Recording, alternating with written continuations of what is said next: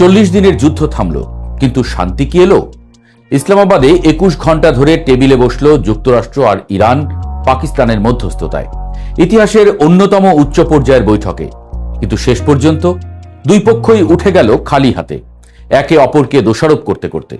এই ব্যর্থতার মাঝে আল জাজিরায় লিখলেন মার্কিন রাজনৈতিক কৌশলবিদ জন ফিহেরি ট্রাম্পের জন্য 7টি পথ, যা দিয়ে আমেরিকা এই যুদ্ধ বিরতিতে জিততে পারে। আর অন্যদিকে তেহরান বলছে আলোচনা ব্যর্থ হয়নি, এটা শুধু শুরু। কিন্তু মাঠের বাস্তবতা বলছে অন্য কথা।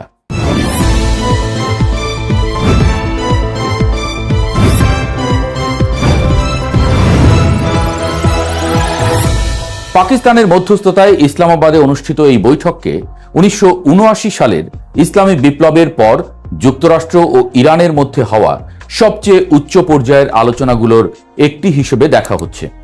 ভাইস প্রেসিডেন্ট জেডি ভ্যান্স নেতৃত্ব দিলেন মার্কিন দলের। ইরানের পক্ষে ছিলেন পার্লামেন্টের স্পিকার মোহাম্মদ বাঘের গালিবাফ। কিন্তু 21 ঘন্টার ম্যারাথন বৈঠকেও সমঝোতার কোনো আলো দেখা গেল না। ইরানের রাষ্ট্রীয় ও ঘনিষ্ঠ বিভিন্ন সূত্রের দাবি, আলোচনায় অগ্রগতি না হওয়ার মূল কারণ যুক্তরাষ্ট্রের কঠোর ও অযৌক্তিক অবস্থান। আর ওয়াশিংটন, সে বলছে ইরানই নমনীয় হয়নি।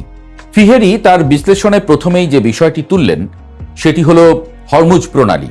তার মতে হরমুজ প্রণালী সব জাহাজের জন্য উন্মুক্ত রাখাটাই হওয়া উচিত ট্রাম্প প্রশাসনের 1 নম্বর লক্ষ্য, কারণ এটাই বৈশ্বিক অর্থনীতির জন্য সবচেয়ে গুরুত্বপূর্ণ এবং মার্কিন দেশীয় জনগণের কাছে তেলের দামই সবচেয়ে সরাসরি অনুভূত হয়। প্রণালী বন্ধ থাকলে তেলের দাম আকাশ ছোঁয়া এবং সেই আগুন জ্বলছে ট্রাম্পের নিজের ঘরেই। দ্বিতীয় পরামর্শ হলো ইরানের ভেতরের বিরোধী আন্দোলনকে শক্তিশালী করা। রেভলিউশনারি গার্ড বাহিনী যৌথ মার্কিন ইসরায়েলি হামলায় ইতোমধ্যে দুর্বল হয়েছে, তাই গোয়েন্দা সংস্থাগুলোর উচিত ইরানের প্রতিবাদ আন্দোলনকে অস্ত্র ও সম্পদ দিয়ে আরো শক্তিশালী করা। বোমা ফেলে সেতু ভাঙলে উল্টো বিপদ, কারণ সেই সেতু দরকার হবে ভেতরের বিদ্রোহীদেরই। তৃতীয় পথ হলো মিত্রদের সঙ্গে সম্পর্ক মেরামত। ফিহেরি মনে করেন ন্যাটোর মধ্যে বিভেদ রেখে রাশিয়া ও চীন আনন্দিত হচ্ছে। একটি ঐক্যবদ্ধ পশ্চিমা বিশ্ব, বিশেষত হরমুজ প্রণালী উন্মুক্ত রাখার প্রশ্নে এখন অপরিহার্য। চতুর্থ পরামর্শ হলো বার্তা পরিষ্কার করা। ট্রাম্পের চরমপন্থী বক্তব্য মিত্রদের ভয় পাইয়ে দিয়েছে, মার্কিন জনগণকে উদ্বিগ্ন করেছে, এমনকি পোপকেও বিস্মিত করেছে। এমনকি ট্রাম্পের কট্টর সমর্থকদের একাংশ 25তম সংশোধনী প্রয়োগ করে তাকে সরিয়ে দেওয়ার দাবি তুলেছেন। আর প্রতিরক্ষা মন্ত্রী পিট হেগসেথ এই যুদ্ধকে ক্রিশ্চিয়ান ক্রুসেড বলে যে মন্তব্য করেছেন, সেটা পরিস্থিতি আরো জটিল করেছে। পঞ্চম পরামর্শে ফিহেরি বললেন ইরানের জনগণকে শান্তির স্বপ্ন দেখাতে হবে। ভেনেজুয়েলার উদাহরণ টেনে তিনি বললেন সেখানে সরকারের মাথা কাটা গেলে বাকি কাঠামো ঠিকই থেকে গেছে। পুরোপুরি শাসন ব্যবস্থা উপড়ে ফেলার দরকার নেই, দরকার শুধু দৃষ্টিভঙ্গির পরিবর্তন। ষষ্ঠ পথে তিনি বললেন স্থায়ী শান্তির শর্ত স্পষ্টভাবে জানিয়ে দিতে হবে। সন্ত্রাসী সংগঠনগুলোর অর্থায়ন বন্ধ করতে হবে, ইসরায়েলের বিরুদ্ধে প্রক্সি যুদ্ধ বন্ধ করতে হবে এবং পারমাণবিক কর্মসূচি কখনো অস্ত্রে পরিণত হতে দেওয়া যাবে না। সবচেয়ে বিস্ফোরক পরামর্শটি রইল সপ্তমে, ইসরায়েলকে সোজা কথায় বোঝাতে হবে।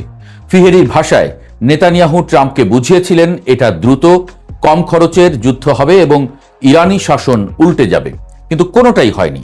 তার মতে নেতানিয়াহুর রাজনৈতিক টিকে থাকার জন্য চিরকালের যুদ্ধ দরকার, কিন্তু মার্কিন জনগণ আর সেটা চায় না। এদিকে ইরান, তারা এই ব্যর্থতাকে সরাসরি স্বীকার করছে না। ইরানের পররাষ্ট্র মন্ত্রণালয়ের মুখপাত্র ইসমাইল বাগেই বললেন শুরু থেকেই এমন আশা করার কথা ছিল না যে একটি বৈঠকেই সমঝোতা হয়ে যাবে। কিন্তু ফার্স্ট নিউজের ভাষ্য ভিন্ন।